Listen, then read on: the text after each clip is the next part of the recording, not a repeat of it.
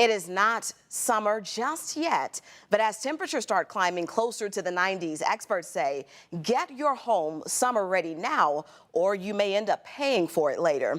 Leah Williams shares how.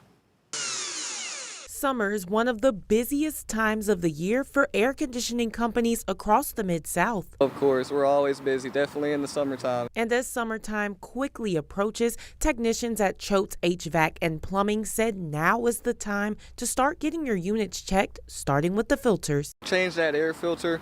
I always know when you last changed it. Dylan Matthews is one of the technicians. He emphasized the importance of getting your condenser cleaned to keep it running as efficiently as possible. First, we evaluate the electrical, make sure that's all squared away, and then we break these units down and spray them with these chemicals, and then spray it with water from the inside out so it pushes that dirt out of that fin. That unit's not breathing, and if it's not breathing, it's using a lot more electricity that will cost you money.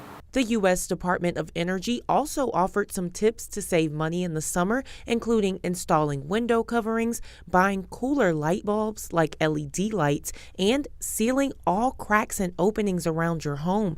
Experts say these tips, along with preventative maintenance for your air conditioner, are key to saving money in the long run. In Memphis, I'm Leah Williams. Some good advice there. Choate also reminds you that turning the thermostat down too low in the summer months can actually overwork your system.